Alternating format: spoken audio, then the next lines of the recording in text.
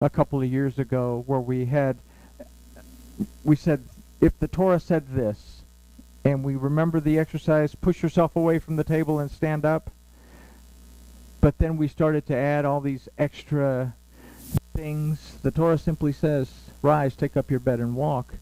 But immediately, verse 9, the man was made whole, and he took up his bed and walked, and at the same day was the Sabbath. So not only are we restored from our spiritual infirmity, but we are able to find our rest in Yahusha, the redemption, deliverance, and restoration of Yahuwah our Elohim. It's interesting that no one notices us when we are spiritually sick. But as soon as we make teshuvah and begin to build a relationship with and walk with our Elohim, we're told how we are walking wrong and giving plenty of advice on how we should do it. So the next several verses deal with religious bondage, which is just as bad as not having a relationship with Elohim at all. Verses 10 and 11 illustrate how dogma and tradition at times contradict the word. And this is where we're going. We had that simple instruction. We say if the Torah says, pick up your bed and walk, then we pick up our bed and walk. But now there has to be a religious interpretation of what pick up your bed and walk means. So are we going to listen to the religious interpretation, which is going to start to cause this simple commandment to go off to the... Yeah, there's really not a commandment that says pick up your bed and walk, but I'm saying this is an example, if it were a commandment, of what happens. So verse 10, because of this the Yehudim said to him that was cured, it is the Sabbath day, it is not lawful for you to carry your bed. The Torah says pick up your bed and walk. Religious authority comes along and says it's not lawful for you to carry it on the Sabbath day. Okay?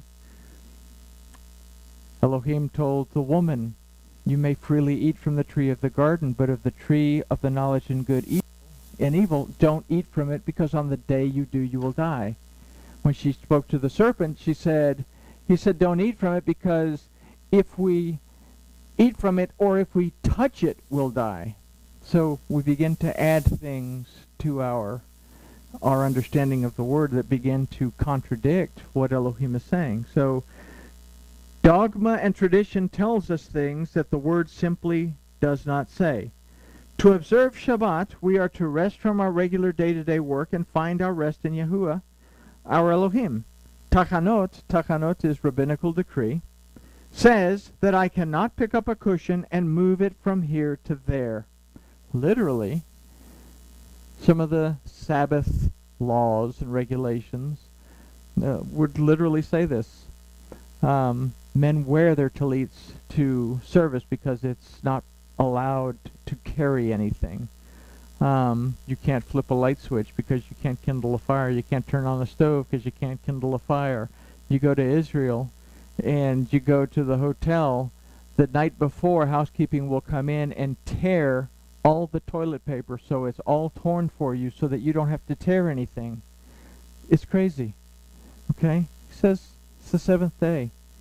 Rest. Chill out. Enjoy some time with me. But you can still pick your cushion up and carry it across the room if you want to get comfortable. You can turn on the stove and make a cup of tea if you want. Okay? So this man has just recovered from being spiritually paralyzed. The religious authority is more interested.